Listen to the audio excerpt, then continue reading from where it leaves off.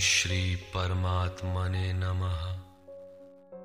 यथार्थ गीता, श्रीमद् भगवत गीता, अथ षष्ठोऽध्याय।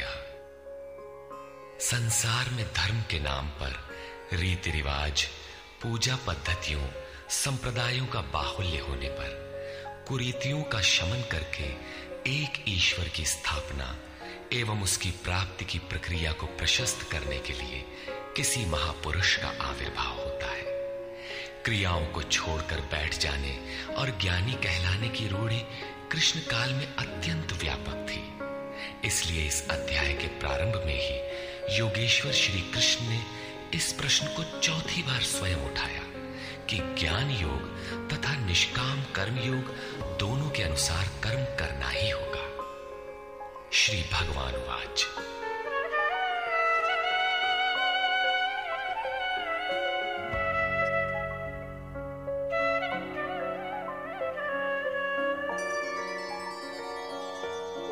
अनाश्रितः कर्मफलम् कार्यं कर्म करोति यः स सन्न्यासी च योगी च न निरग्निर्न चाक्रियः। श्री कृष्ण महाराज बोले, अर्जुन, कर्म फल के आश्रय से रहित होकर अर्थात कर्म करते समय किसी प्रकार की कामना न रखते हुए जो कार्यम कर्म करने योग्य प्रक्रिया विशेष को करता है वही सन्यासी है, वही योगी है। केवल अग्नि को त्यागने वाला तथा केवल क्रिया को त्यागने वाला न सन्यासी है न योगी। क्रियाएं बहुत सी हैं, उनमें से कार्यम कर्म करने योग्य क्रिया, नियत कर्म निर्धारित की हुई कोई क्रिया विशेष है, वो है यज्ञ की प्रक्रिया, जिसका शुद्ध अर्थ है आराधना, जो आराध्य देव में प्रवेश दिला देने वाली विधि विशेष है। उसको कार्य रूप देना कर्म है। जो उसे करता है वही सन्यासी है, वही योगी होता है। केवल अग्नि को त्यागने वाला कि हम अग्नि नहीं छूते, या कर्म त्यागने वाला कि मेरे लिए कर्म है ही नहीं, मैं तो आत्मज्ञानी हूं, केवल ऐसा कहे और कर्म आरंभ ही न करे, करने योग्य क्रिया विशेष न करे, तो वो न सन्यासी है न योगी। इस पर और देखें। यं सन्न्यासमिति प्राहुः योगं तं विद्धि पाण्डव नह्यः सन्न्यस्तसंकल्पो योगी भवति कश्चन। अर्जुन, जिसे सन्यास ऐसा कहते हैं उसी को तू योग जान, क्योंकि संकल्पों का त्याग किए बिना कोई भी पुरुष योगी नहीं होता। अर्थात कामनाओं का त्याग दोनों ही मार्गियों के लिए आवश्यक है। तब तो सरल है कि कह दे कि हम संकल्प नहीं करते और हो गए योगी सन्यासी।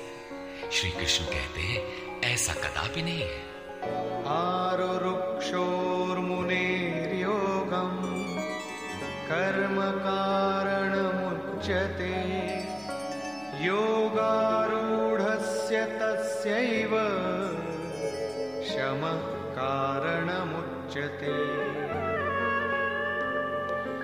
योग पर आरूढ़ होने की इच्छा वाले मननशील पुरुष के लिए योग की प्राप्ति में कर्म करना ही कारण है, और योग का अनुष्ठान करते करते जब वो परिणाम देने की अवस्था में आ जाए, उस योगारूढ़ता में शमः कारणम उच्यते, संपूर्ण संकल्पों का अभाव कारण है।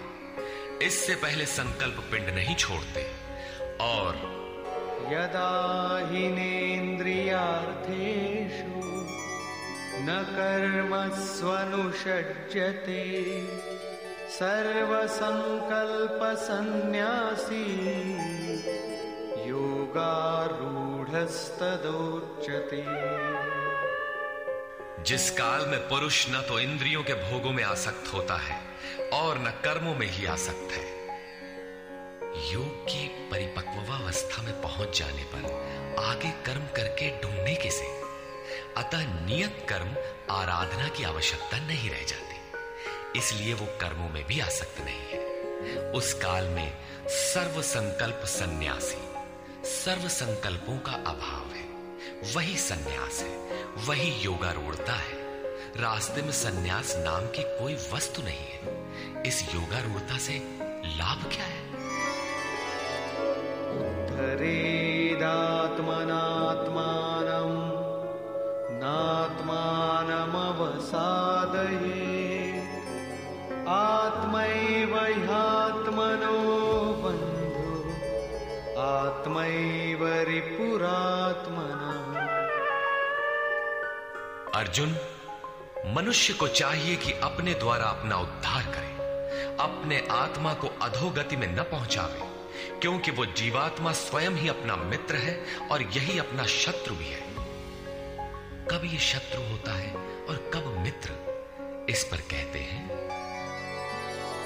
बन्धुरात्मात्मनस्तस्य येनात्मैवात्मना जितः अनात्मनस्तु शत्रुत्वे वर्तेतात्मैव शत्रुवत्।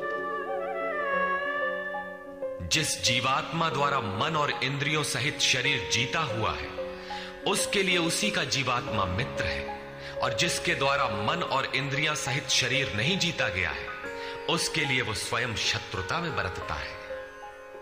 इन दो श्लोकों में श्री कृष्ण एक ही बात कहते हैं कि अपने द्वारा अपने आत्मा का उद्धार करें, उसे अधोगति में न पहुंचाएं, क्योंकि आत्मा ही मित्र है। सृष्टि में न दूसरा कोई शत्रु है न मित्र। किस प्रकार? जिसके द्वारा मन सहित इंद्रियां जीती हुई है, उसके लिए उसी का आत्मा मित्र बनकर मित्रता में बरतता है, परम कल्याण करने वाला होता है। और जिसके द्वारा मन सहित इंद्रियां नहीं जीती गई हैं, उसके लिए उसी का आत्मा शत्रु बनकर शत्रु में बरतता है, नीच योनियों और यातनाओं की ओर ले जाता है। प्रायः लोग कहते हैं, मैं तो आत्मा हूं। गीता में लिखा है, न इसे शस्त्र काट सकता है, न अग्नि जला सकता है, न वायु सुखा सकता है। ये नित्य है, अमृत स्वरूप है, न बदलने वाला है, शाश्वत है, और वो आत्मा मुझ में है ही। वे गीता की इन पंक्तियों पर ध्यान नहीं देते कि आत्मा अधोगति में भी जाता है, आत्मा का उद्धार भी होता है, जिसके लिए कार्यम कर्म करने योग्य प्रक्रिया बताई गई है। अब अनुकूल आत्मा के लक्षण देखें।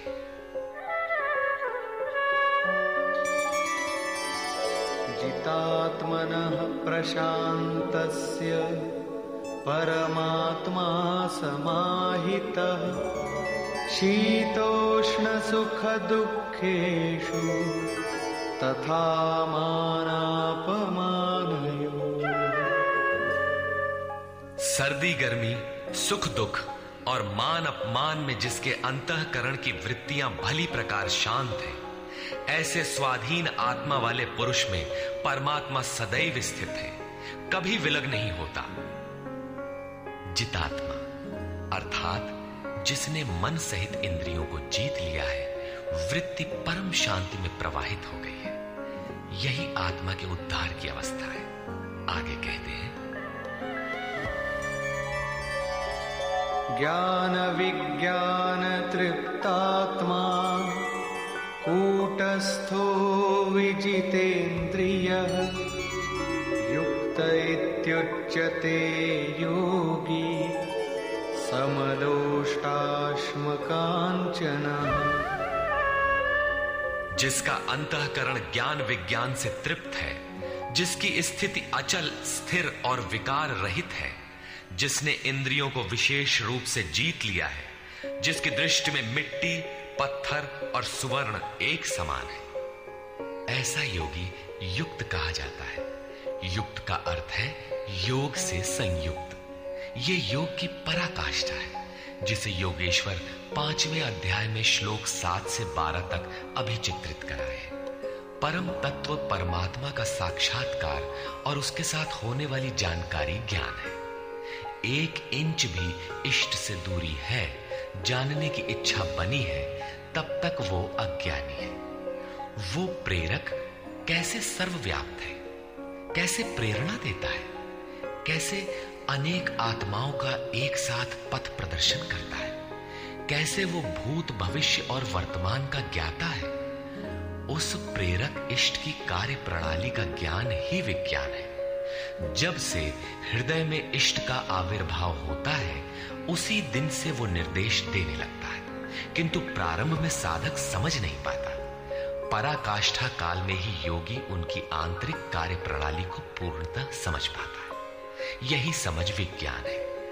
योगारूढ़ अथवा युक्त पुरुष का अंतःकरण ज्ञान विज्ञान से तृप्त रहता है।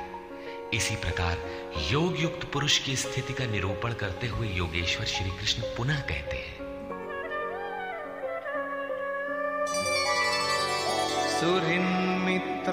सुहृन्मित्रार्युदासीन मध्यस्थद्वेष्य बन्धुषु साधुष्वपि च पापेषु समबुद्धिर्विशिष्यते। प्राप्ति के पश्चात महापुरुष समदर्शी और समवर्ती होता है। जैसे पिछले श्लोक में उन्होंने बताया कि जो पूर्ण ज्ञाता या पंडित है, वो विद्या विनय संपन्न ब्राह्मण में, चांडाल में, गाय कुत्ता हाथी में समान दृष्टि वाला होता है। उसी का पूरक ये श्लोक है। वो हृदय से सहायता करने वाले सहृदय, मित्र, बैरी, उदासीन, द्वेषी, बंधुगणों, धर्मात्मा तथा पापियों में भी समान दृष्टि वाला योग युक्त पुरुष अति श्रेष्ठ है। वो उनके कार्यों पर दृष्टि नहीं डालता, बल्कि उनके भीतर आत्मा के संचार पर ही उसकी दृष्टि पड़ती है। इन सब में वो केवल इतना अंतर देखता है कि कोई कुछ नीचे की सीढ़ी पर खड़ा है तो कोई निर्मलता के समीप, किंतु वो क्षमता सब में है। यहां योग युक्त के लक्षण पुनः दोहराए गए। कोई योग युक्त कैसे बनता है, वो कैसे यज्ञ करता है, यज्ञ स्थली कैसी हो, आसन कैसा हो, उस समय कैसे बैठा जाए, कर्ता के द्वारा पालन किए जाने वाले नियम, आहार विहार, सोने जागने का संयम तथा कर्म पर कैसी चेष्टा हो, इत्यादि बिंदुओं पर योगेश्वर श्री कृष्ण ने अगले 5 श्लोकों में प्रकाश डाला, जिससे आप भी उस यज्ञ को संपन्न कर सके। अध्याय 3 में उन्होंने यज्ञ का नाम लिया और बताया कि यज्ञ की प्रक्रिया ही वो नियत कर्म है। अध्याय 4 में उन्होंने यज्ञ का स्वरूप विस्तार से बताया, जिसमें प्राण का अपान में हवन, अपान का प्राण में हवन, प्राण अपान की गति रोककर मन का निरोध इत्यादि किया जाता है। सब मिलाकर यज्ञ का शुद्ध अर्थ है आराधना, तथा उस आराध्य देव तक की दूरी तय कराने वाली प्रक्रिया, जिस पर 5वें अध्याय में भी कहा। किंतु उसके लिए आसन, भूमि, करने की विधि इत्यादि का चित्रण शेष था। उसी पर योगेश्वर श्री कृष्ण यहां प्रकाश डालते हैं। योगी युञ्जीत सततम् आत्मानं रहसि स्थितः एकाकीयत चित्तात्मा निराशीर परिग्रह। चित्त को जीतने में लगा हुआ योगी मन, इंद्रियों और शरीर को वश में रखकर वासना और संग्रह रहित होकर एकांत स्थान में अकेले ही चित्त को आत्मोपलब्धि कराने वाली योग क्रिया में लगावे। उसके लिए स्थान कैसा हो, आसन कैसा रहे? शुचौ देशे प्रतिष्ठाप्य स्थिरमासनमात्मनः नात्युच्छ्रितं नातिनीचं चैलाजिनकुशोत्तरम्। शुद्ध भूमि में कुश, मृगछाल, वस्त्र अथवा इससे उत्तरोत्तर रेशमी ऊनी तख्त कुछ भी बिछाकर अपने आसन को न अति ऊंचा न नीचा स्थिर स्थापित करें। शुद्ध भूमि का तात्पर्य उसके झाड़ने बुहारने सफाई करने से। जमीन पर कुछ बिछा लेना चाहिए, चाहे मृगछाल हो या चटाई अथवा कोई भी वस्त्र, तख्त जो भी उपलब्ध हो। कोई एक वस्तु बिछा लेना चाहिए। आसन हिलने डुलने वाला ना हो, न जमीन से बहुत ऊंचा हो और न एकदम नीचा। पूज्य महाराज जी लगभग 5 इंच ऊंचे आसन पर बैठते थे। एक बार भाविकों ने लगभग 1 फीट ऊंचा संगमरमर का एक तख्त मंगा दिया।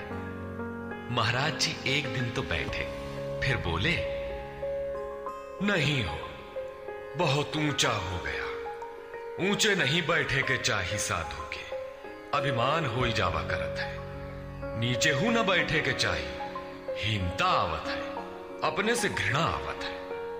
बस उसको उठवाया और जंगल में एक बगीचा था, वहां रखवा दिया। वहां न कभी महाराज जाते थे और न अब ही कोई जाता है। ये था उन महापुरुष का क्रियात्मक शिक्षण। इसी प्रकार साधक के लिए भी बहुत ऊंचा आसन नहीं होना चाहिए, नहीं तो भजन पूर्ति बाद में होगी, अहंकार पहले चढ़ बैठेगा। इसके पश्चात तत्रैकाग्रं मनः कृत्वा यत चित्तेन्द्रियक्रियः उपविश्यासने युञ्जात् योगमात्मविशुद्धये। उस आसन पर बैठकर ही ध्यान करने का विधान है। मन को एकाग्र करके चित्त और इंद्रियों को, क्रियाओं को वश में रखते हुए अंतःकरण की शुद्धि के लिए योगाभ्यास करें। अब बैठने का तरीका बताते हैं। समंकाय शिरो ग्रीवं धारयन्नचलं स्थिरः संप्रेक्ष्य नासिकाग्रं स्वं दिशश्चानवलोकयन्।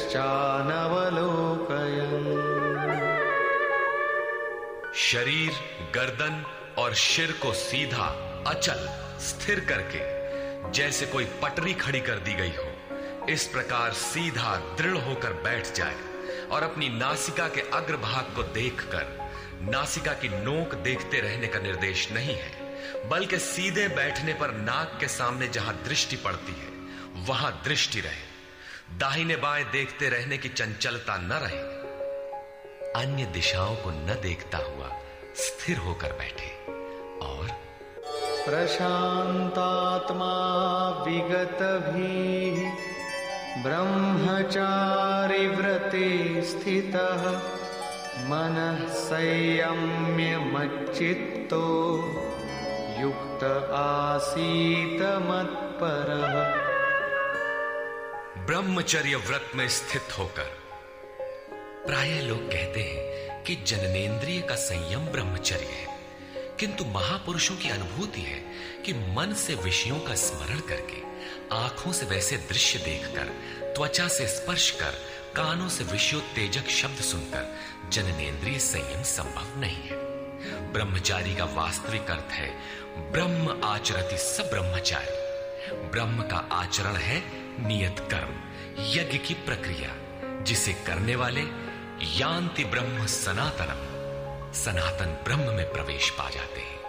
इसे करते समय स्पर्शान कृत्वा बहिर्बाह्यान, बाहर के स्पर्श, मन और सभी इंद्रियों के स्पर्श बाहर ही त्याग कर चित्त को ब्रह्म चिंतन में, श्वास प्रश्वास में ध्यान में लगाना है।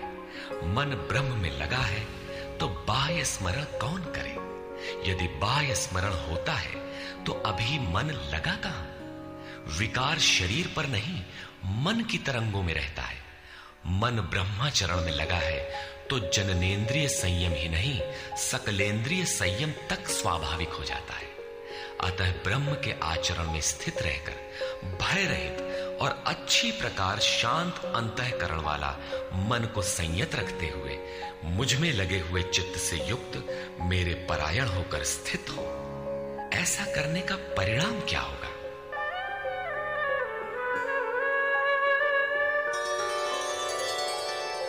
युञ्जन्नेवं सदात्मानं योगी नियतमानसः शान्तिं निर्वाणपरमा मत्संस्थामधिगच्छति।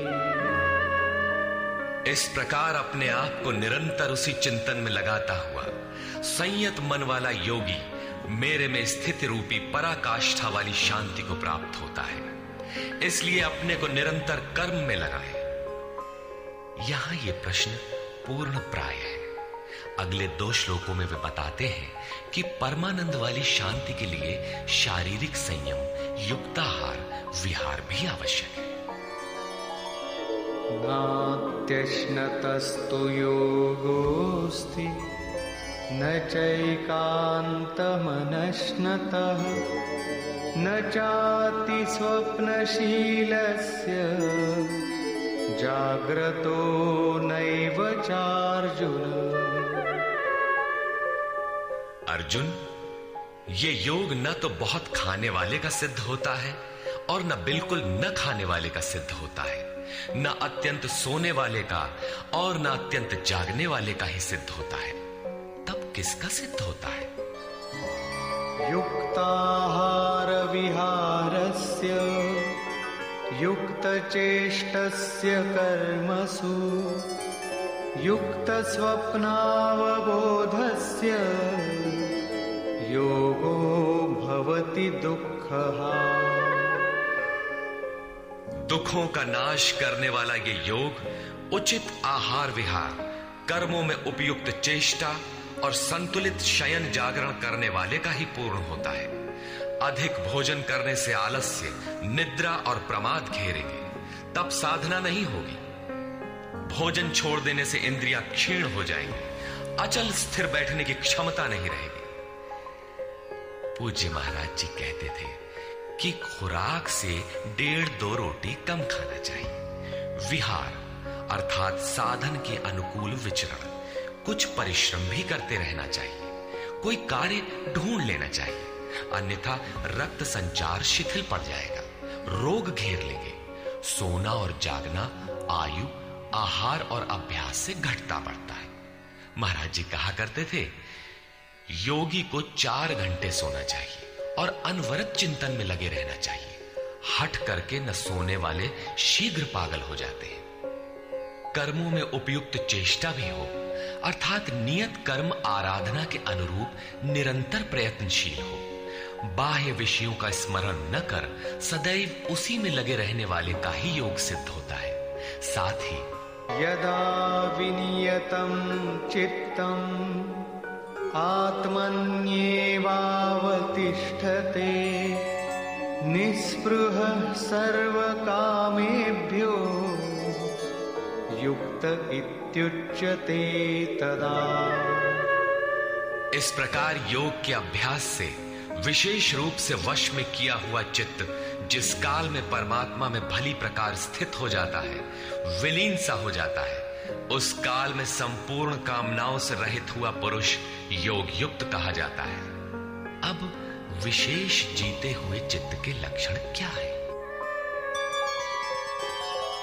यथा दीपो निवातस्थो नेङ्गते सोपमा स्मृता योगिनो यतचित्तस्य युञ्जतो योगमात्मनः। जिस प्रकार वायु रहित स्थान में रखा गया दीपक चलायमान नहीं होता, लौ सीधे ऊपर जाती है, उसमें कंपन नहीं होता, यही उपमा परमात्मा के ध्यान में लगे हुए योगी के जीते हुए चित्त की दी गई है। दीपक तो उदाहरण मात्र है। आजकल दीपक का प्रचलन शिथिल पड़ रहा है। अगरबत्ती ही जलाने पर धुआं सीधे ऊपर जाता है, यदि वायु में वेग ना हो। ये योगी के जीते हुए चित्त का एक उदाहरण मात्र है। अभी चित्त भले ही जीता गया है, निरोध हो गया है, किंतु अभी चित्त है। जब निरुद्ध चित्त का भी विलय हो जाता है, तब कौन सी विभूति मिलती है? देखिए,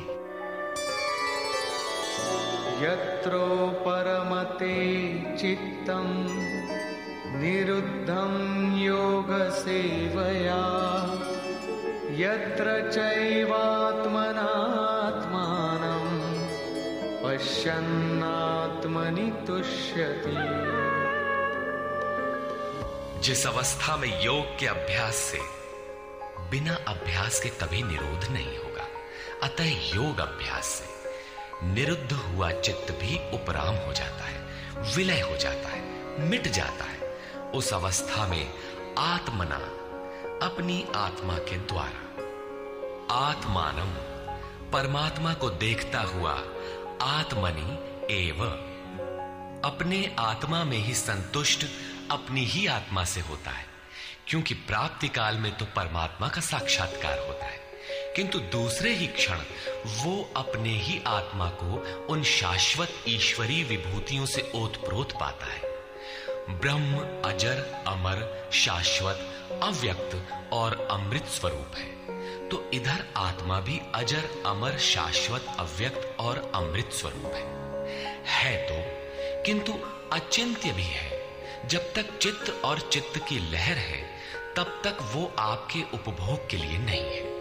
चित्त का निरोध और निरुद्ध चित्त के विलय काल में परमात्मा का साक्षात्कार होता है, और दर्शन के ठीक दूसरे क्षण उन्हीं ईश्वरीय गुण धर्मों से युक्त ही अपने आत्मा को पाता है। इसलिए वो अपने ही आत्मा में संतुष्ट होता है। यही उसका स्वरूप है, यही पराकाष्ठा है। इसी का पूरक अगला श्लोक देखें।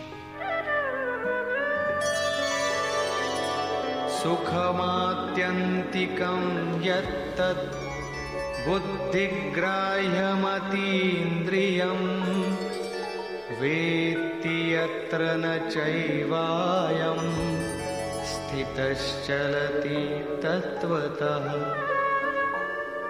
तथा इंद्रियों से अतीत, केवल शुद्ध हुई सूक्ष्म बुद्धि द्वारा ग्रहण करने योग्य जो अनंत आनंद है, उसको जिस अवस्था में अनुभव करता है और जिस अवस्था में स्थित हुआ योगी भगवत स्वरूप को तत्व से जानकर चलायमान नहीं होता, सदैव उसी में प्रतिष्ठित रहता है। तथा यं लब्ध्वा चापरं लाभं मन्यते नाधिकं ततः यस्मिन् स्थितो न दुःखेन गुरुणापि विचाल्यते। परमेश्वर की प्राप्ति रूप जिस लाभ को, पराकाष्ठा की शांति को प्राप्त कर उससे अधिक दूसरा कुछ भी लाभ नहीं मानता, और भगवत प्राप्ति रूप जिस अवस्था में स्थित हुआ योगी बड़े भारी दुख से भी चलायमान नहीं होता, दुख का उसे भान भी नहीं होता, क्योंकि भान करने वाला चित्त तो मिट गया। इस प्रकार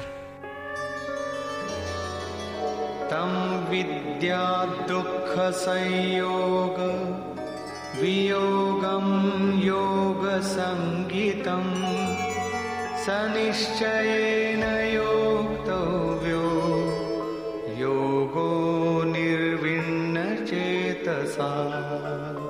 जो संसार के संयोग और वियोग से रहित है, उसी का नाम योग है। जो आत्यंतिक सुख है, उसके मिलन का नाम योग है। जिसे परम तत्व परमात्मा कहते हैं, उसके मिलन का नाम योग है। वो योग न उकताए हुए चित्त से निश्चय पूर्वक करना कर्तव्य है।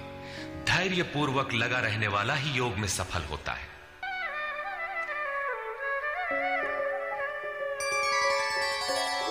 संकल्प प्रभवान कामान त्यक्त्वा सर्वान् शेषतः मनसैवेन्द्रियग्रामं विनियम्य समन्ततः। इसलिए मनुष्य को चाहिए कि संकल्प से उत्पन्न होने वाली संपूर्ण कामनाओं को वासना और आसक्ति सहित सर्वथा त्याग कर मन के द्वारा इंद्रियों के समुदाय को सब ओर से अच्छी प्रकार वश में करके शनैः शनैरुपरमेद् बुद्ध्या धृतिगृहीतया आत्मसंस्थं मनः कृत्वा न किंचिदपि चिंतयेत्। क्रम क्रम से अभ्यास करता हुआ उपरामता को प्राप्त हो जाए, चित्त का निरोध और क्रमशः विलय हो जाए, तदनंतर वो धैर्य युक्त बुद्धि द्वारा मन को परमात्मा में स्थित करके अन्य कुछ भी चिंतन न करे। निरंतर लगकर पाने का विधान है, किंतु आरंभ में मन लगता नहीं। इस पर योगेश्वर कहते हैं, यतो यतो निश्चरति मनश्चञ्चलमस्थिरम् ततस्ततो नियम्यैतद् आत्मन्येव वशं नयेत्। ये स्थिर न रहने वाला चंचल मन जिस जिस कारण से सांसारिक पदार्थों में विचरता है, उससे रोक कर बारंबार अंतरात्मा में ही निरोध करे।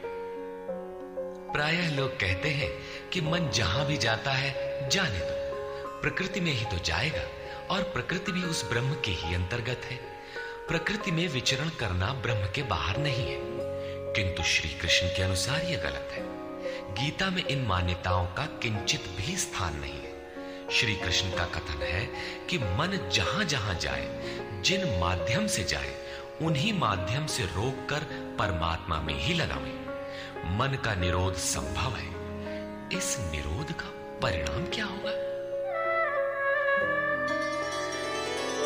प्रशान्तमनसं येनं योगिनं सुखमुत्तमम् उपैति शान्तरजसं ब्रह्मभूतमकल्मषम्। जिसका मन पूर्ण रूपेण शांत है, जो पाप से रहित है, जिसका रजोगुण शांत हो गया है, ऐसे ब्रह्म से एकीभूत योगी को सर्वोत्तम आनंद प्राप्त होता है, जिससे उत्तम कुछ भी नहीं है। इसी पर पुनः बल देते हैं, युञ्जन्नेवं सदात्मानं योगी विगतकल्मषः सुखेन ब्रह्म संस्पर्शम् अत्यंतं सुखमश्नुते। पाप रहित योगी इस प्रकार आत्मा को निरंतर उस परमात्मा में लगाता हुआ सुखपूर्वक परब्रह्म परमात्मा की प्राप्ति के अनंत आनंद की अनुभूति करता है। वो ब्रह्म संस्पर्श अर्थात ब्रह्म के स्पर्श और प्रवेश के साथ अनंत आनंद का अनुभव करता है। अतः भजन अनिवार्य है। इसी पर आगे कहते हैं, सर्वभूतस्थमात्मानं सर्वभूतानि चात्मनि ईक्षते योगयुक्तात्मा सर्वत्र समदर्शनः। योग के परिणाम से युक्त आत्मा वाला, सब में समभाव से देखने वाला योगी आत्मा को संपूर्ण प्राणियों में व्याप्त देखता है और संपूर्ण भूतों को आत्मा में ही प्रवाहित देखता है। इस प्रकार देखने से लाभ क्या है? यो मां पश्यति सर्वत्र सर्वं च मयि पश्यति तस्याहं न प्रणश्यामि स च मे न प्रणश्यति। जो पुरुष संपूर्ण भूतों में मुझ परमात्मा को देखता है, व्याप्त देखता है और संपूर्ण भूतों को मुझ परमात्मा के ही अंतर्गत देखता है, उसके लिए मैं अदृश्य नहीं होता और वो मेरे लिए अदृश्य नहीं होता। ये प्रेरक का आमने सामने मिलन है, सख्य भाव है, सामीप्य मुक्ति है। सर्वभूतस्थितं यो मां भजत्येकत्वमास्थितः सर्वथा वर्तमानोऽपि स योगी मयि वर्तते।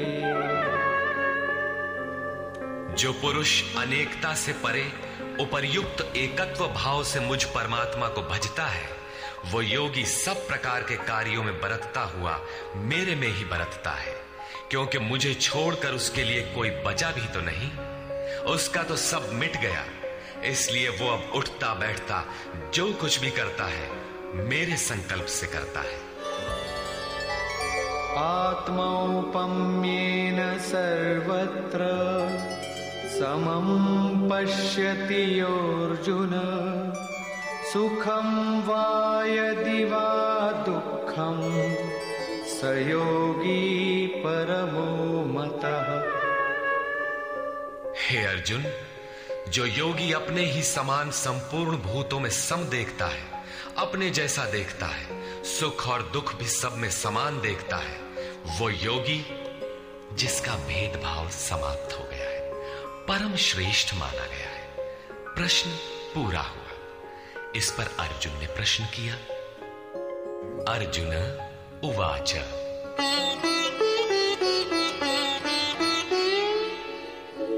योऽयं योगस्त्वया प्रोक्तः साम्येन मधुसूदन एतस्याहं न पश्यामि चञ्चलत्वात् स्थितिं स्थिराम्।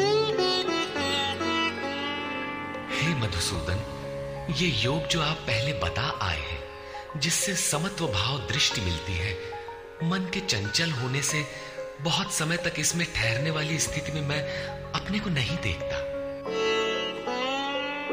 चंचलं हि मनः कृष्ण प्रमाथि बलवदृढम् तस्याहं निग्रहं मन्ये वायोरिव सुदुष्करम्। हे श्री कृष्ण, ये मन बड़ा चंचल है, प्रमथन स्वभाव वाला है, अर्थात दूसरे को मत डालने वाला हठी तथा बलवान है। इसलिए इसे वश में करना मैं वायु की भांति अति दुष्कर मानता हूं। तूफानी हवा और इसको रोकना बराबर है। इस पर योगेश्वर श्री कृष्ण कहते हैं, श्री भगवान उवाच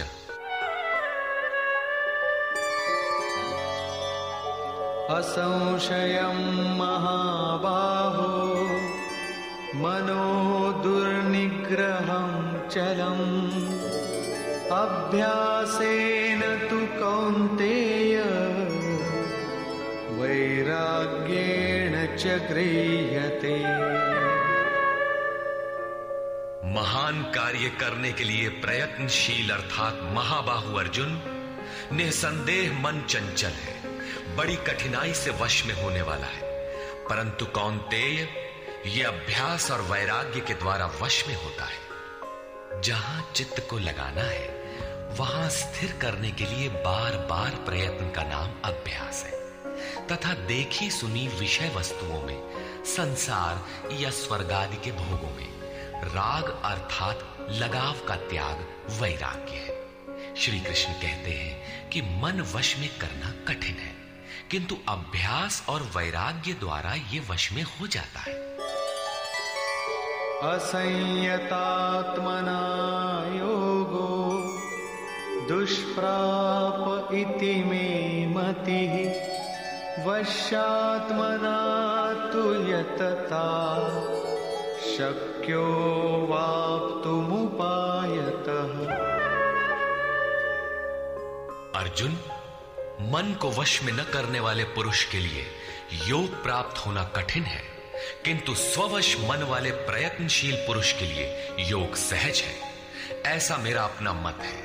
जितना कठिन तू मान बैठा है उतना कठिन नहीं है, अतः इसे कठिन मानकर छोड़ मत दो। प्रयत्न पूर्वक लगकर योग को प्राप्त कर, क्योंकि मन वश में करने पर ही योग संभव है। इस पर अर्जुन ने प्रश्न किया। अर्जुन उवाच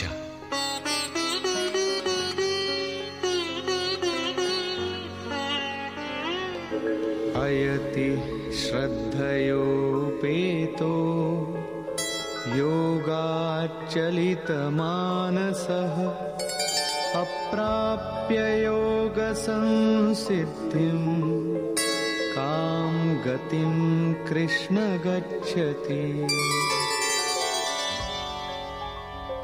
योग करते करते यदि किसी का मन चलायमान हो जाए, यद्यपि अभी योग में उसको श्रद्धा है ही, तो ऐसा पुरुष भगवत सिद्धि को प्राप्त न होकर किस गति को पाता है?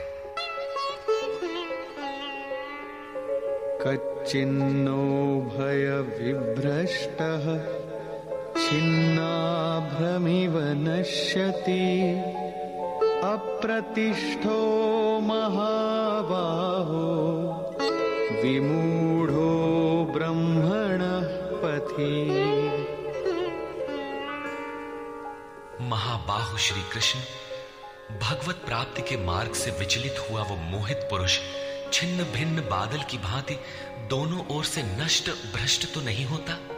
छोटी सी बदली आकाश में छाए तो वो न बरस पाती है, न लौटकर मेघों से ही मिल पाती है, बल्कि हवा के झोंकों से देखते देखते नष्ट प्राय हो जाती है। उसी प्रकार शिथिल प्रयत्न वाला, कुछ काल तक साधन करके स्थगित करने वाला नष्ट तो नहीं हो जाता। वो न आप में प्रवेश कर सका और न भोग ही भोग पाया। उसकी कौन सी गति होती है?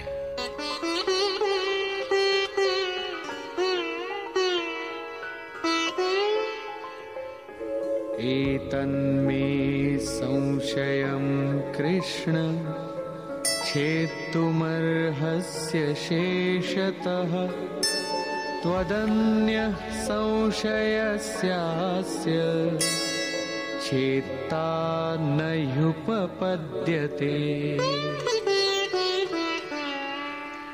हे श्री कृष्ण, मेरे इस संशय को संपूर्णता से मिटाने के लिए आप ही सक्षम हैं। आपके अतिरिक्त दूसरा कोई इस संशय को मिटाने वाला मिलना संभव नहीं है। इस पर योगेश्वर श्री कृष्ण ने कहा, श्री भगवान वाच,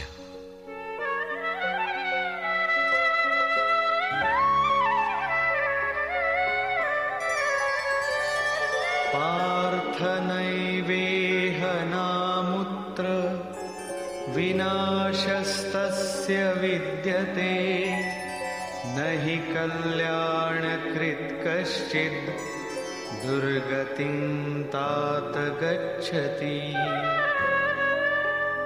पार्थिव शरीर को ही रथ बनाकर लक्ष्य की ओर अग्रसर अर्जुन, उस पुरुष का ना तो इस लोक में और न परलोक में ही नाश होता है, क्योंकि हे तात, उस परम कल्याणकारी नियत कर्म को करने वाला दुर्गति को प्राप्त नहीं होता। उसका होता क्या है? प्राप्य पुण्यकृतां लोकान् उषित्वा शाश्वती समाः शुचीनां श्रीमतां गेहि योगभ्रष्टोऽभिजायते। मन चलायमान होने से योग भ्रष्ट हुआ वो पुरुष पुण्यवानों के लोकों में वासनाओं को भोग कर, जिन वासनाओं को लेकर वो योग भ्रष्ट हुआ था, भगवान उसे थोड़े में सब दिखा सुना देते हैं। उन्हें भोग कर वो शुचि नाम श्रीमताम, शुद्ध आचरण वाले श्रीमान पुरुषों के घर में जन्म लेता है। जो शुद्ध आचरण वाले हैं वही श्रीमान है। अथवा योगिनामेव कुले भवति धीमताम् एतद्धि दुर्लभतरम् लोके जन्म यदीदृशम्। अथवा वहां जन्म न मिलने पर भी स्थिर बुद्धि योगियों के कुल में वो प्रवेश पा जाता है। श्रीमानों के घर में पवित्र संस्कार बचपन से ही मिलने लगते हैं, किंतु वहां जन्म न हो पाने पर वो योगियों के कुल में, घर में नहीं, शिष्य परंपरा में प्रवेश पा जाता है। कबीर, तुलसी, रैदास, वाल्मीकि इत्यादि को शुद्ध आचरण और श्रीमानों का घर नहीं, योगियों के कुल में प्रवेश मिला। सद्गुरु के कुल में संस्कारों का परिवर्तन भी एक जन्म है, और ऐसा जन्म संसार में निसंदेह अति दुर्लभ है। योगियों के यहां जन्म का अर्थ उनके शरीर से पुत्र रूप में उत्पन्न होना नहीं है। गृह त्याग से पूर्व पैदा होने वाले लड़के मोहवश महापुरुष को भी भले ही पिता मानते रहे, किंतु महापुरुष के लिए घर वालों के नाम पर कोई नहीं होता। जो शिष्य उनकी मर्यादाओं का अनुष्ठान करते हैं, उनका महत्व लड़कों से कई गुना अधिक मानते हैं, वही उनके सच्चे पुत्र हैं। जो योग के संस्कारों से युक्त नहीं है, उन्हें महापुरुष नहीं अपनाते। पूज्य महाराज जी यदि साधु बनाते तो हजारों विरक्त उनके शिष्य होते, किंतु उन्होंने किसी को किराया भाड़ा देकर, किसी के घर सूचना भेजकर, पत्र भेजकर, समझा बुझाकर सबको उनके घर लौटा दिया। बहुत लोग हठ करने लगे तो उन्हें अपशकुन हो, भीतर से मना हो कि इसमें साधु बनने के एक भी लक्षण नहीं है, इसे रखने में भलाई नहीं है, ये पार नहीं होगा। निराश होकर दो एक ने पहाड़ से गिरकर अपनी जान भी दे दी, किंतु महाराज जी ने उन्हें अपने यहां नहीं रखा। बाद में पता चलने पर बोले, जानत रहूं कि बड़ा विकल है, लेकिन ये सोचते है कि सचहूं के मरी जाए तो रख ही लेते, एक ठो पतितय रहत और का। ममत्व उनमें भी विकट था, फिर भी नहीं रखा। 6-7 को जिनके लिए आदेश हुआ था कि आज एक योग भ्रष्ट आ रहा है, जन्म जन्म से भटका हुआ चला आ रहा है, इस नाम और इस रूप का कोई आने वाला है, उसे रखो, ब्रह्म विद्या का उपदेश करो, उसे आगे बढ़ाओ। केवल उन्हीं को रखा। आज भी उनमें से एक महापुरुष धार कुंडी में बैठे हैं, एक अनसुईया में है, 2-3 अन्यत्र भी है। उन्हें सद्गुरु के कुल में प्रवेश मिला। ऐसे महापुरुषों को पा जाना अति दुर्लभ है। तत्र तं बुद्धि संयोगं लभते पौर्वदेहिकं यतते च ततो भूयः संसिद्धौ कुरु नंदन। वहां वो पुरुष पहले शरीर में साधन किए हुए बुद्धि के संयोग को, अर्थात पूर्व जन्म के साधन संस्कारों को अनायास ही प्राप्त हो जाता है, और हे कुरुनंदन, उसके प्रभाव से वो फिर संसिद्धौ, भगवत प्राप्ति रूपी परम सिद्धि के निमित्त प्रयत्न करने लगता है।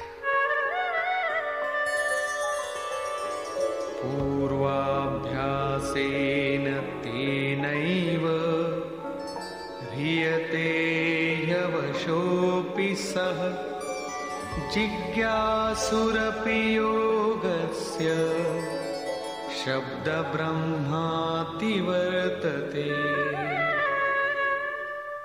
श्रीमानों के घर विषयों के वश में रहने पर भी वो पूर्व जन्म के अभ्यास से भगवत पथ की ओर आकर्षित हो जाता है, और योग में शिथिल प्रयत्न वाला वो जिज्ञासु भी वाणी के विषय को पार करके निर्वाण पद को पा जाता है। उसकी प्राप्ति का यही तरीका है, कोई एक जन्म में पाता भी नहीं।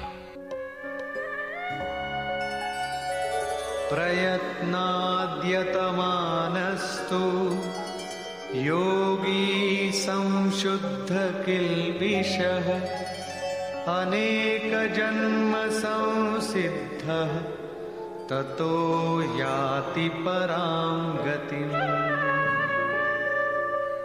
अनेक जन्मों से प्रयत्न करने वाला योगी परम सिद्धि को प्राप्त हो जाता है। प्रयत्न पूर्वक अभ्यास करने वाला योगी सभी पापों से अच्छी प्रकार शुद्ध होकर परम गति को प्राप्त हो जाता है। प्राप्ति का यही क्रम है। पहले शिथिल प्रयत्न से ये योग आरंभ होता है, मन चलायमान होने पर जन्म लेता है, सद्गुरु के कुल में प्रवेश पाता है, और प्रत्येक जन्म में अभ्यास करते हुए वहीं पहुंच जाता है जिसका नाम परम गति, परम धाम है। योगेश्वर श्री कृष्ण ने कहा था कि इस योग में बीज का नाश नहीं होता।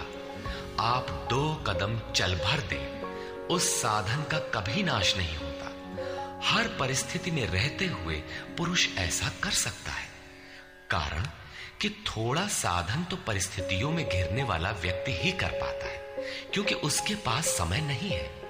आप काले हो, गोरे हो अथवा कहीं के हो, गीता सबके लिए है, आपके लिए भी है, बशर्ते आप मनुष्य हो। उत्कट प्रयत्न वाला चाहे जो हो, किंतु शिथिल प्रयत्न वाला गृहस्थ ही होता है। गीता गृहस्थ विरक्त शिक्षित अशिक्षित सर्वसाधारण मनुष्य मात्र के लिए, किसी साधु नामक विचित्र प्राणी के लिए ही नहीं।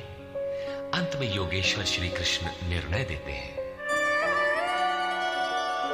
तपस्विभ्योऽधिको योगी ज्ञानिभ्योऽपि मतोऽधिकः कर्मिभ्यश्चाधिको योगी तस्माद् योगी भवार्जुन। तपस्वियों से योगी श्रेष्ठ है, ज्ञानियों से भी श्रेष्ठ माना गया है, कर्मियों से भी योगी श्रेष्ठ है। इसलिए अर्जुन तू योगी बन। तपस्वी अभी योग को ढालने में प्रयत्नशील है, कर्मी केवल कर्म जानकर करता भर है। ये गिर भी सकते हैं क्योंकि न इन दोनों में समर्पण है और न अपना हानि लाभ देखने की क्षमता। किंतु ज्ञानी योग की परिस्थितियों को जानता है, अपनी शक्ति समझता है, उसकी जिम्मेदारी उसी पर है। और निष्काम कर्म योगी तो इष्ट के ऊपर अपने को फेंक चुका है, वो इष्ट संभालेगा। परम कल्याण के पथ पर ये दोनों ठीक चलते हैं, किंतु जिसका भार वो इष्ट संभालता है वो इन सब में श्रेष्ठ है, क्योंकि प्रभु ने उसे ग्रहण कर लिया है।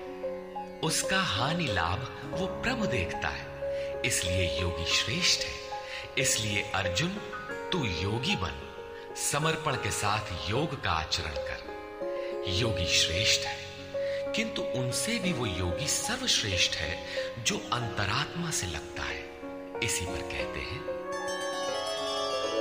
योगिनामपि सर्वेषां मद्गतेनान्तरात्मना श्रद्धावान् भजते यो मां समे युक्ततमो मतः।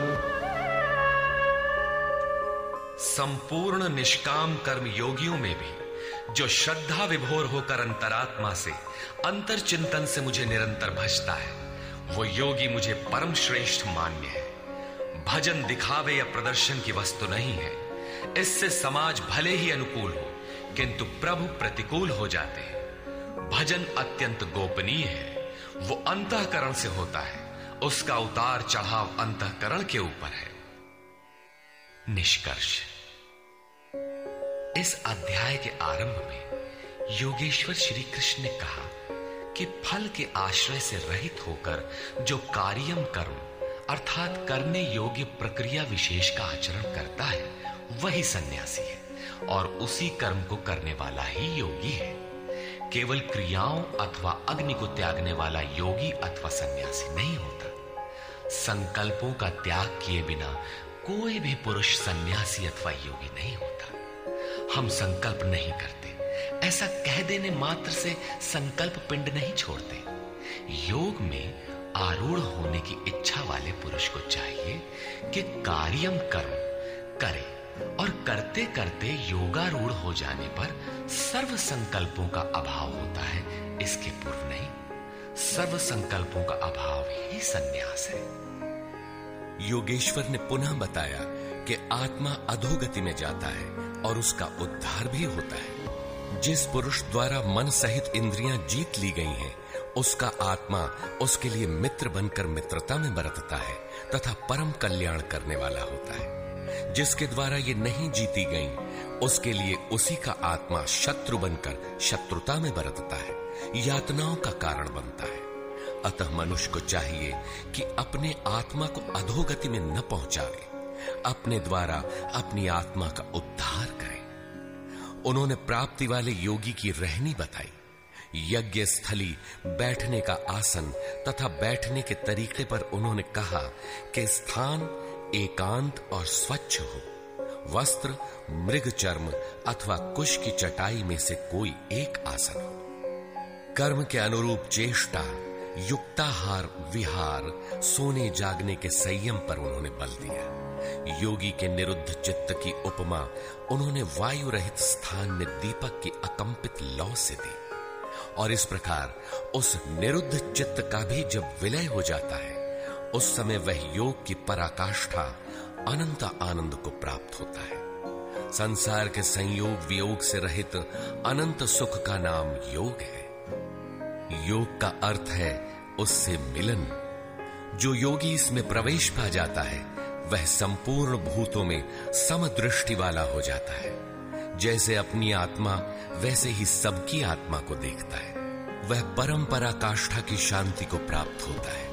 अतः योग आवश्यक है। मन जहां जहां जाए वहां वहां से घसीटकर बारंबार इसका निरोध करना चाहिए। श्री कृष्ण ने स्वीकार किया कि मन बड़ी कठिनाई से वश में होने वाला है, लेकिन होता है। यह अभ्यास और वैराग्य द्वारा वश में हो जाता है। शिथिल प्रयत्न वाला व्यक्ति भी अनेक जन्म के अभ्यास से वहीं पहुंच जाता है जिसका नाम परम गति अथवा परम धाम है। तपस्वियों, ज्ञान मार्गियों तथा केवल कर्मियों से योगी श्रेष्ठ है। इसलिए अर्जुन, तू योगी बन। समर्पण के साथ अंतर मन से योग का आचरण कर। प्रस्तुत अध्याय में योगेश्वर श्री कृष्ण ने प्रमुख रूप से योग की प्राप्ति के लिए अभ्यास पर बल दिया है। अतः ओम तत्सदिति श्रीमद् भगवद गीता सूपनिषत्सु ब्रह्म विद्यायाम योग शास्त्रे श्री कृष्णार्जुन संवादे अभ्यास योगो नाम षष्ठोऽध्याय। इस प्रकार स्वामी अड़गड़ानंद कृत श्रीमद् भगवद गीता के भाष्य यथार्थ गीता का छठा अध्याय पूर्ण होता है। हरि ओम तत्सत।